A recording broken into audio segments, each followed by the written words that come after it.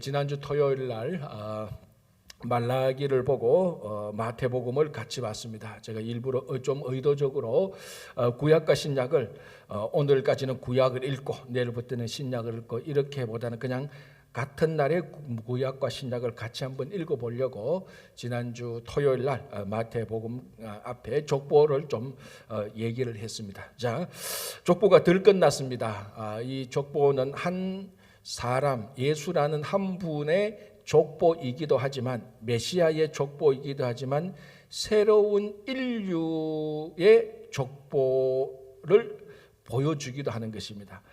지난 토요일 날 말씀드렸지만 우리가 가지고 있는 성경책, 구약 성경책 마지막 단어는 히브리어로 따지면 헤렘, 저주라는 단어로 끝이 났습니다.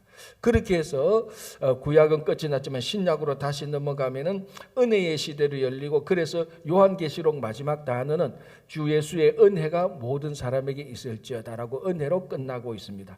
자, 그 요한계시록에 나오는 은혜로 끝나는 그 시대의 문을 여는 바로 그 하나님의 말씀이 마태복음이고, 마태복음 1장에 나오는 예수님의 족보입니다. 그래서 이 족보는 은혜의 세계가 새롭게 시작됐다. 그래서 은혜의 세계가 새롭게 시작되면 누가 이 은혜의 세계를 통치할 것인가, 누가 진짜 새로운 통치자인가, 그 새로운 통치자인 예수 그리스도의 근원, 기원을 보여주는 것이 바로 이 마태복음에 나온 족보이죠.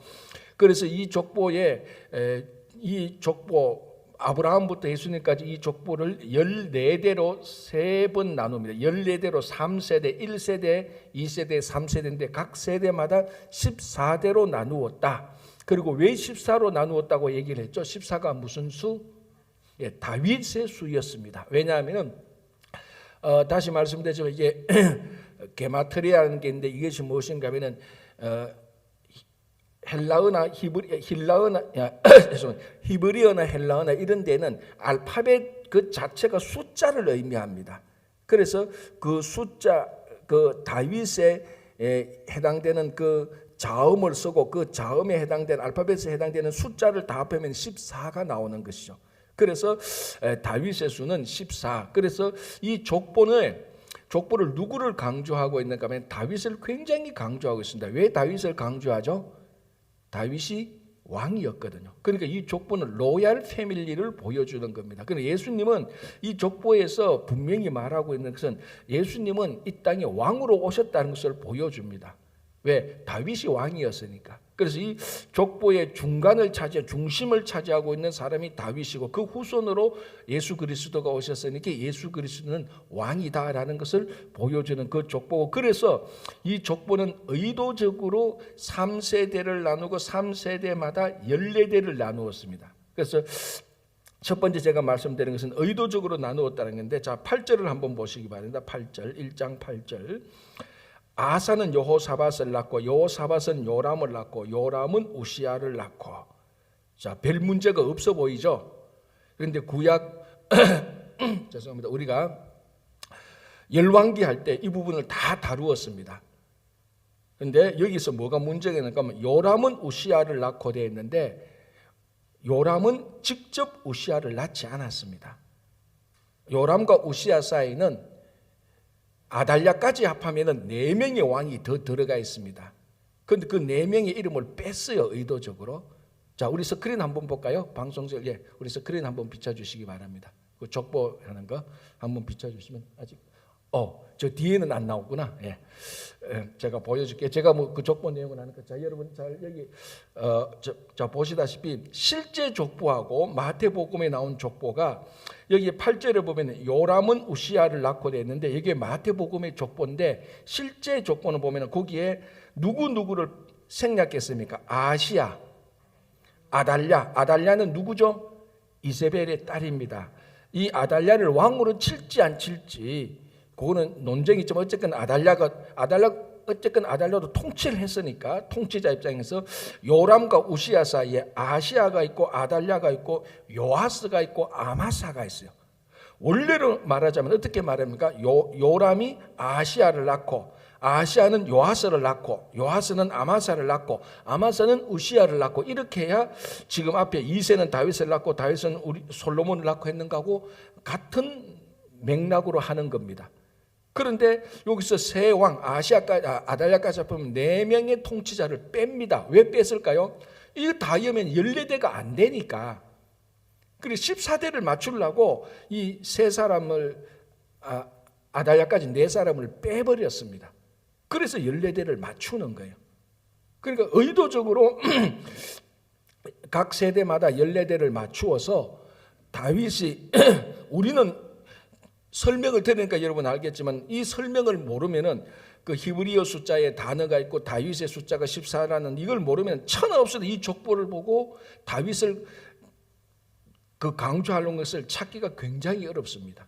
다윗이 왕이니까. 그래서 예수님은 새로운 왕이다라는 것을 얘기하고요. 또 하나 더 볼게요. 19절 죄송합니다. 11절 보시기 바랍니다. 바벨론으로 사로잡혀 갈 때 요시야는 여고냐와 그의 형제들을 낳으니라. 자, 여고냐가 누굽니까? 여호야긴. 여호야긴의 아버지가 누굽니까? 여호야김. 여호야김의 친아버지가 누굽니까? 요시야. 그러면 자 보십시오. 11절에 바벨론으로 사로잡혀 갈 때 요시야는 여고냐와 그의 형제를 낳으더라. 원래는 말하자면 요시야는 여호야김을 낳으니라 이렇게 말해야 되는데 여고냐 여호야긴을 낳았다라고 말합니다. 왜? 그것도 그래서 여호야김을 뺍니다. 왜? 또 14대를 맞추려고 하니까. 그래서 의도적으로 이 족보에서 몇 사람을 빼요. 14대를 맞춰서 다윗을 강조하려고 하는 거예요. 자, 그러면 이제 이런 질문이 나옵니다. 아니, 그러면은 이 족보가 잘못됐네? 자, 그러면은 실제로, 요람이 우시아를 낳지 않았잖아요. 그죠? 8절에 요람은 우시아를 낳고, 근데 요람은 우시아를 낳지 않았습니다. 요람은 아시아를 낳았습니다. 그럼 이 족보가 잘못됐네? 자, 11절에 요시아는 여고냐와 그의 형제를 낳았다. 요시아가 여고냐를 낳은 게 아니죠. 요시아의 아들이 여고냐를 낳았죠. 그럼 이 족보가 거짓말이네? 라고 말을 할 수 있겠지만 이게 또 거짓말은 아니에요. 왜?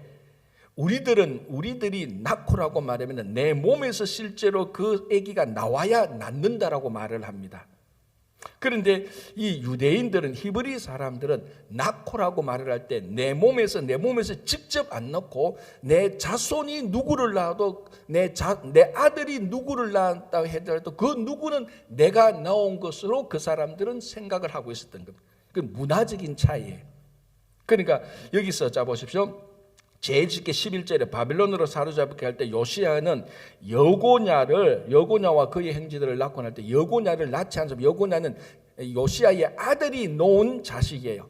그래도 이스라엘 사람들은 자기 아들이 낳은 자식도 자기가 낳은 것으로 친다는 겁니다. 그게 우리 생각하고 다른 거. 우리는 어떻게 할아버지가 손자를 낳냐? 말이 안 되는 거죠. 할아버지가 손자를 낳을 수가 없죠. 그러나 유대인들은 이스라엘 사람들은 할아버지가 손자를 낳아도 그건 할아버지가 손자를 낳았다라고 그 사람들은 그렇게 받아들이는 겁니다. 그러면은 목사님 아브라함이 다윗을 낳았다 그래도 말 되는 겁니까? 되는 거예요. 그게. 왜? 아브라함을 쭉 따라오면 다윗이 오니까 말이 되는 거 틀린 말이 아니에요. 그래서 8절에 요람은 우시아를 낳고 이렇게 말하면서 중간에 3사람을 빼버리도 괜찮은 거예요. 결국은 요람의 몸에서 나왔으니까 우시아가. 그러니까 이 족보는 거짓말을 한 게 아니에요. 그럼에도 불구하고 의도적으로 14대를 맞추기 위해서 몇 사람을 뺐습니다. 그러나 이 족보가 거짓말을 한 건 아니고 의도적으로 뺐다. 왜? 다윗을 강조하기 위해서 14의 숫자를 강조하기 위해서. 왜 다윗을 강조하느냐? 새로 다윗의 후손으로 오는 사람은 다윗의 그 통치권을 이어받은 왕이니까. 새로운 왕이니까. 그러니까 다윗이 했던 그 모든 통치를 이제 진짜로 완성시키는 분이 나타난다. 그 사람이 바로 예수 그리스도라 칭하는 사람이다 라고 해서 14고요. 또 하나는 이 14 숫자 속에는 타이밍이 들어가 있습니다. 타이밍. 자, 지금 14대로 몇 세대를 나누었습니까? 14대로 몇 세대? 세 세대. 그리고 14는 2 곱하기 7. 그러니까 한 세대에 7 더하기 7이 있죠. 1세대도 14대니까 7 더하기 7. 2세대도 7 더하기 7. 3세대도 7 더하기 7. 지금 7이 14가 3번 반복됐으니까 7이 6번 반복된 겁니다. 그리고 난 다음에 예수님이 태어나는 겁니다. 새로운 7이 7번째에 나타나는 거예요. 7이 7번째에 나타나는 거예요. 7이 2번 반복되는 그 타이밍에 예수님이 나타나도록 족보를 기록했다는 겁니다.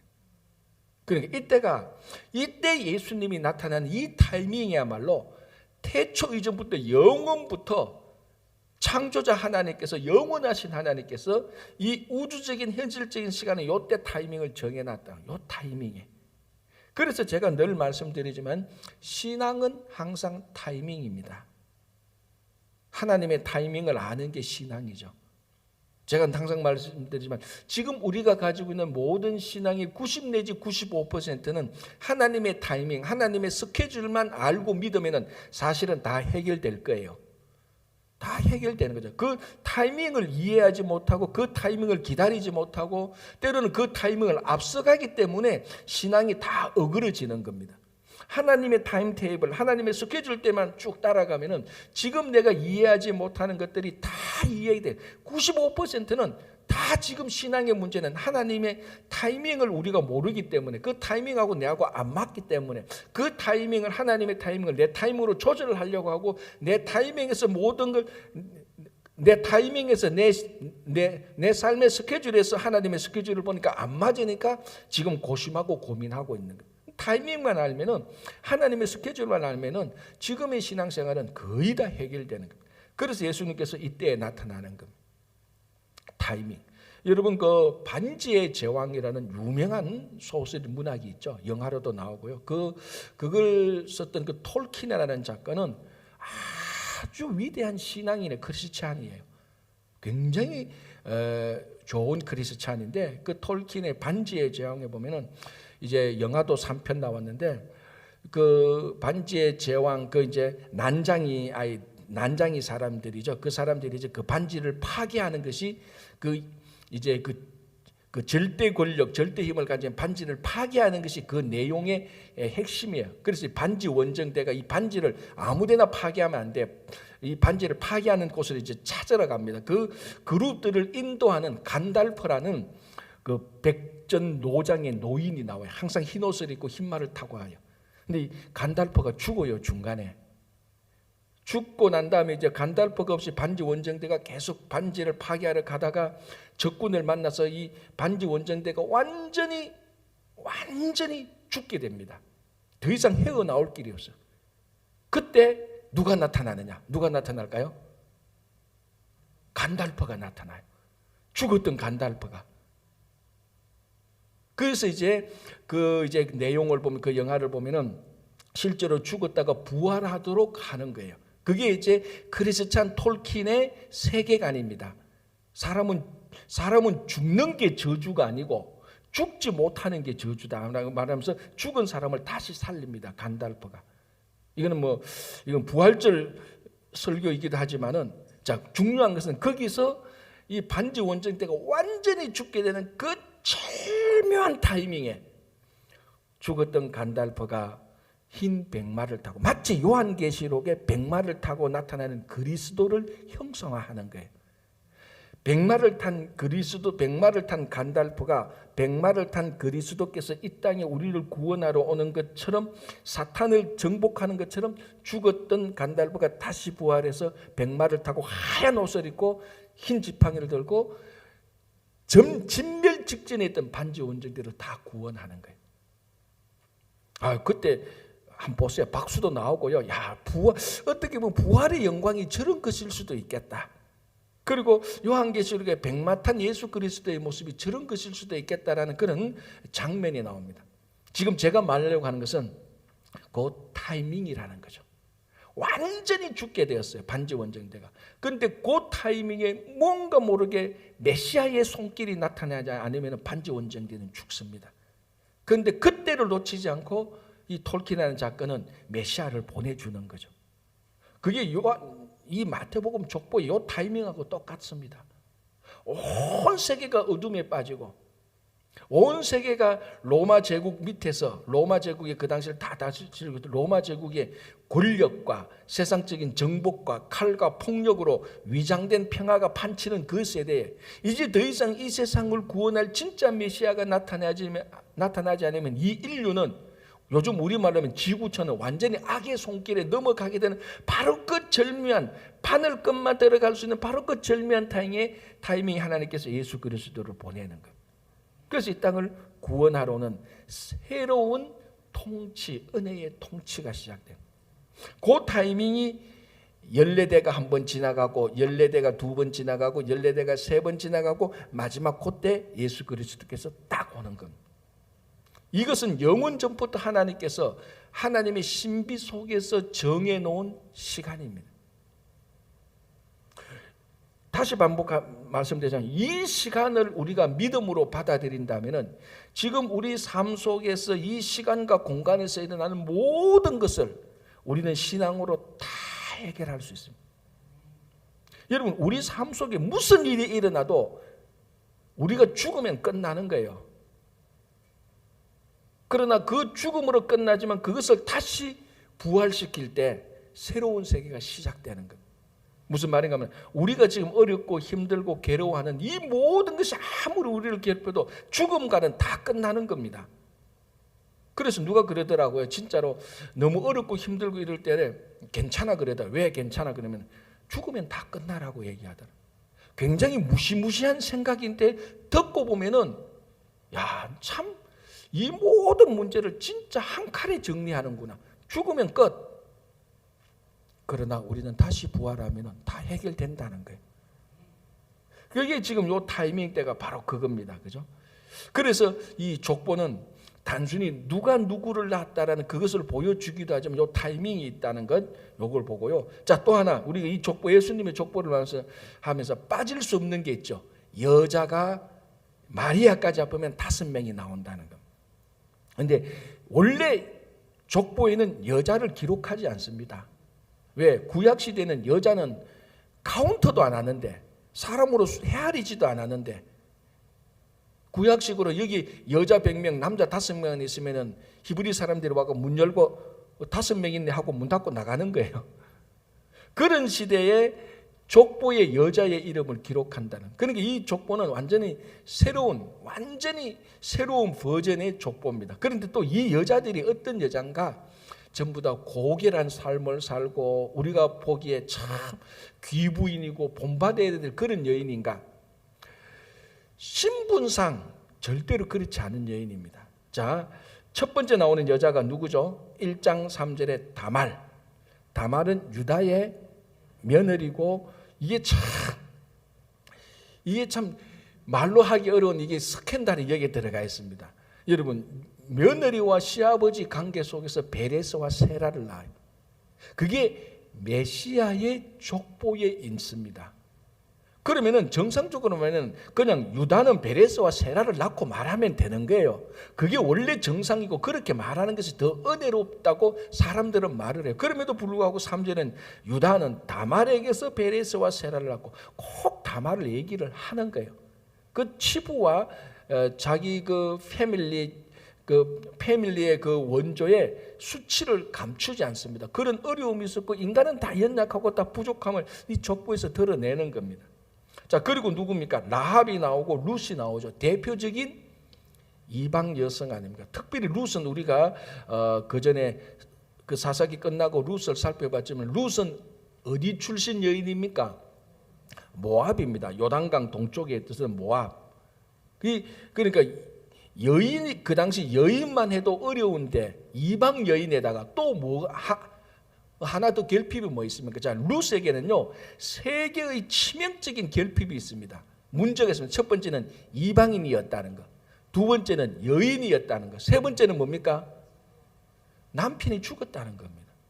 천하의 우리말로 하면 미안합니다. 표현을 제가 좀 여러분한테 자극을 주기 위해서 이렇게 표현하는데 천하에 쓸데없는 사람이 룻이에요.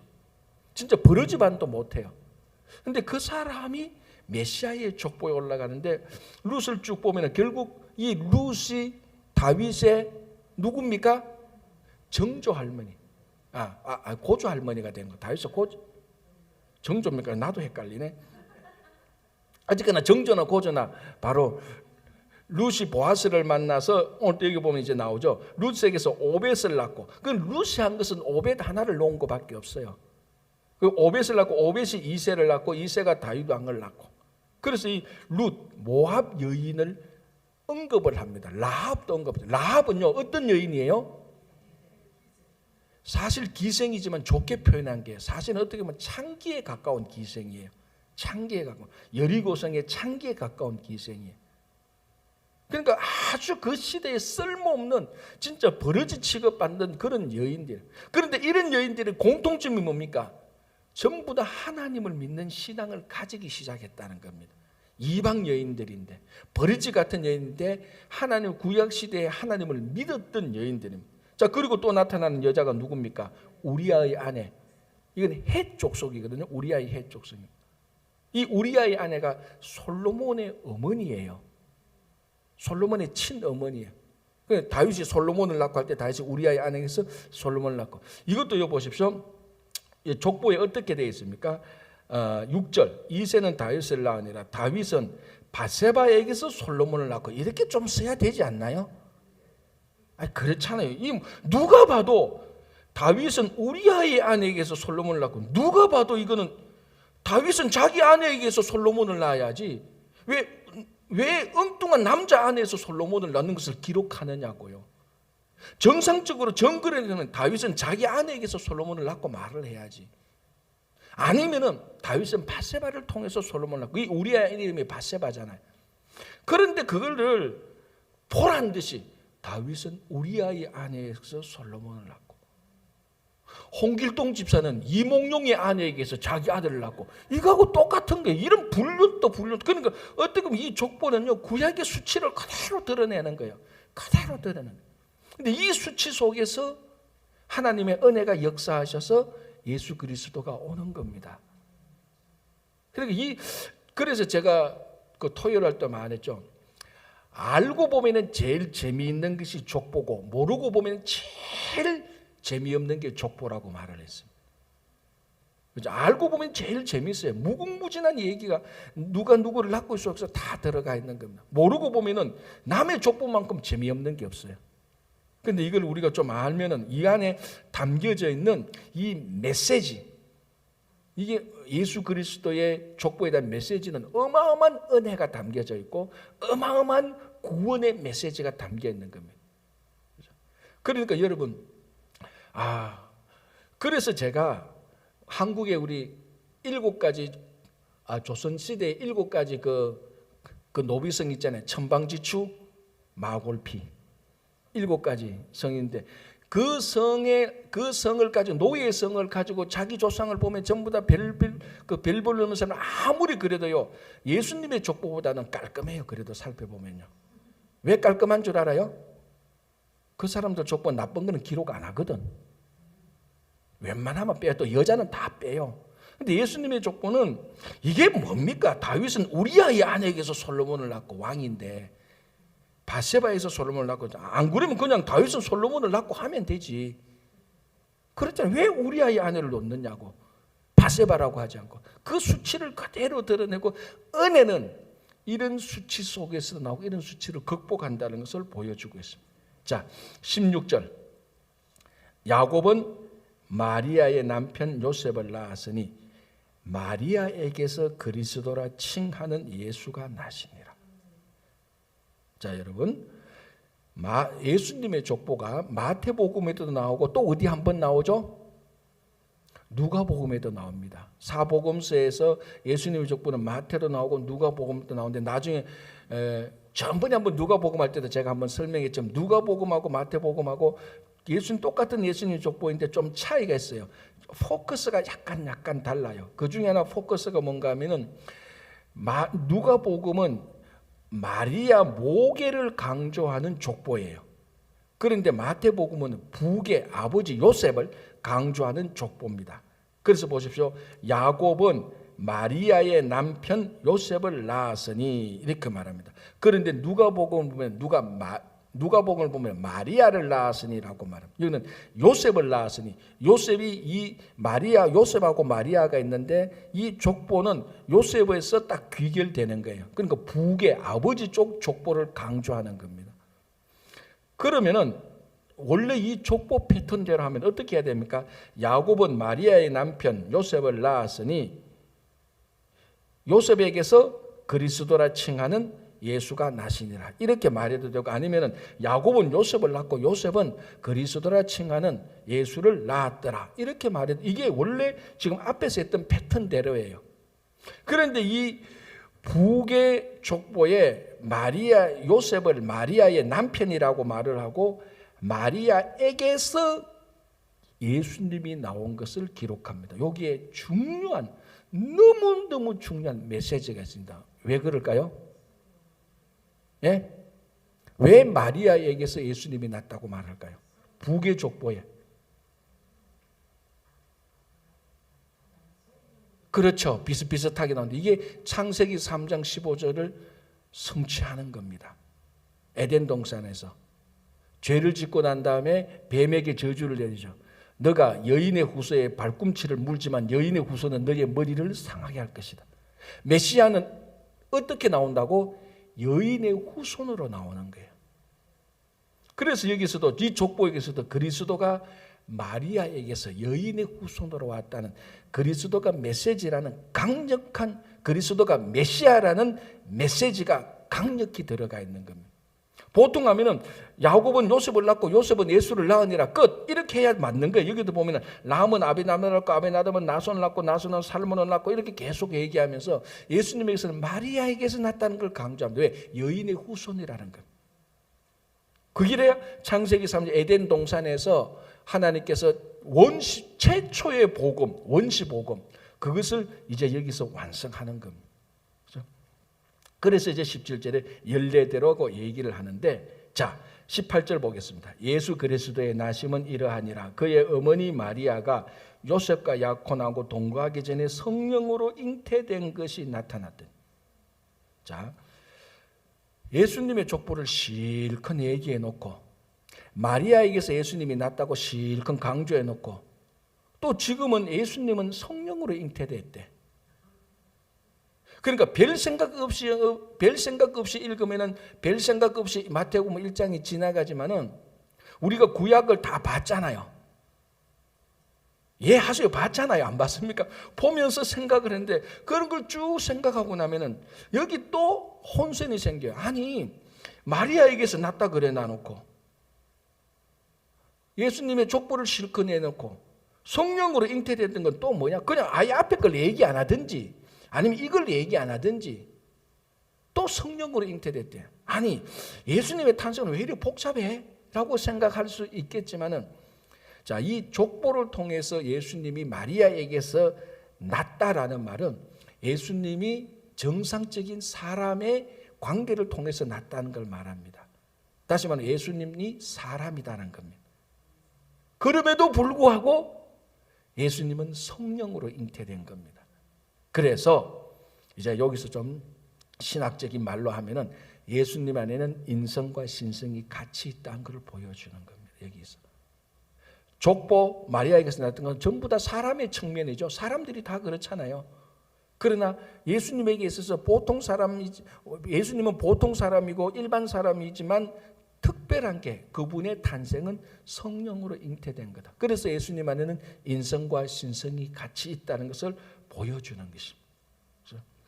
자, 그리고 이제 19절, 그의 남편 요셉은 의로운 사람이라 그를 드러내지 않고 아니하고 가만히 끊고자 하여 이 일을 생각할 때, 자, 이게 이제 성탄절 때 이제 우리가 많이 보는 본문이죠. 그러나 성탄절 이전에 우리가 한번 보는데, 자, 이 상황에서 가장 힘들고 괴롭고 혼란스러운 사람이 누구죠? 요셉이죠. 그죠? 요셉은 다 알잖아요. 내가 이 마리아와 약혼은 했지만 아직 결혼을 하지 않았고, 결혼을 하지 않았기 때문에 이 여자와 동침하지 않았는데 이 여자가 지금 잉태가 됐어. 마리아보다 더 혼란스러운 게 요셉이죠. 물론 우리가 누가복음을 보면 마리아는 압니다. 수태고지를 천사로부터 자기가 잉태된 것이 성령으로 잉태된 것을 압니다. 그런데 이 마태복음은 수태고지가 누구한테 옵니까? 요셉에게 오는 겁니다. 꿈에 이제 요 보면은 어쨌든 요셉이 그걸 보면서 자기 아내가 잉태된 것을 알고 우리말로 하면 이런 케이스를 스캔들 중에 스캔들이라고 말을 합니다. 그렇죠. 약혼한 여인이 잉태를 해서 자기와는 동침도 안 했는데 이 불륜이죠. 불륜 중에 불륜이죠. 이런 불륜을 율법에서는 어떻게 처리하라? 돌로 쳐 죽이라고 말했어요. 율법에 의하면. 정상적인 사람이면은 엄청난 배신감도 느꼈고 법도 이 여자를 또 돌로 쳐 죽이 안 하면 나중에 어떻게 자기가 율법을 무시했다고 해서 자기가 어떻게 또 비인간적인 처사를 받을 수도 있다는 그런 염려도 생길 겁니다. 그럼에도 불구하고 요셉은 이걸 드러내지 않고 가만히 정리하고서 가만히 끊으려고 했습니다. 그래야 이 마리아를 살리거든요. 안 그러면 돌에 맞아 죽으니까.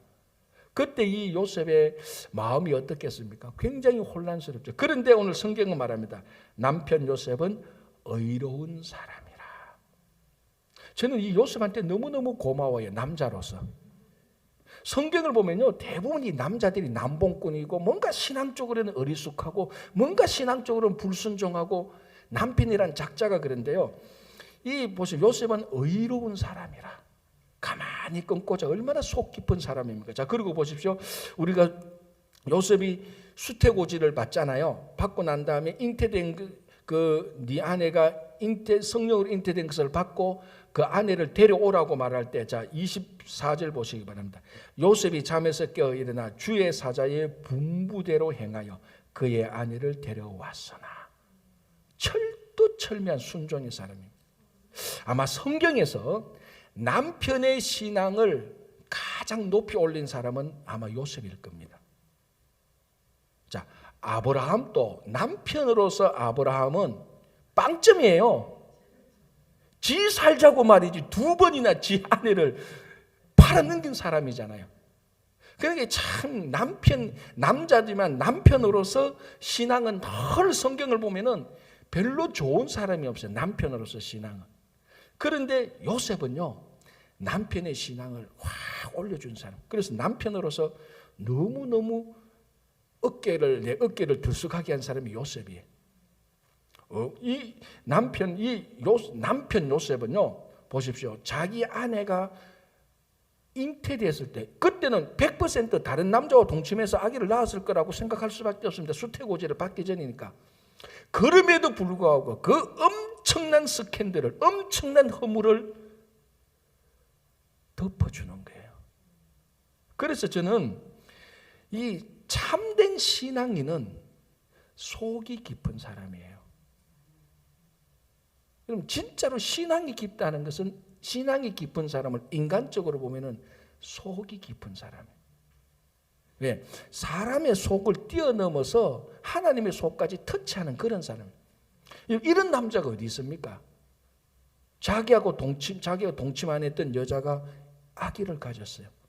그런데 이 당시는 오늘날 시대하고 요셉을 보면 안 돼. 요셉은 그 당시 철두철미한 율법 시대에 살고 있고, 누구나가 이 여자의 잘못한 것을 드러내어서 율법으로 처리해야 되는, 그게 마땅한 시대에 살고 있는 사람입니다.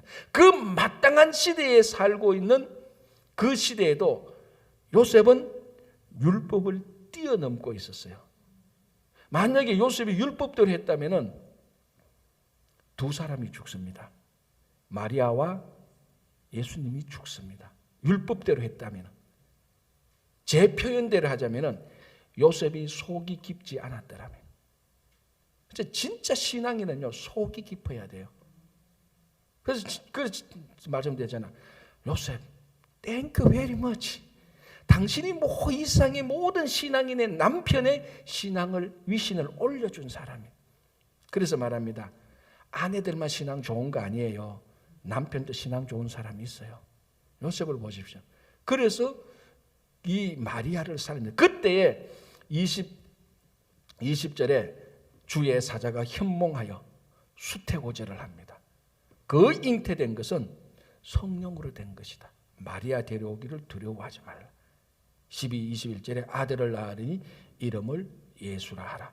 이는 그가 자기 백성을 그들의 죄에서 구원할 자였습니다.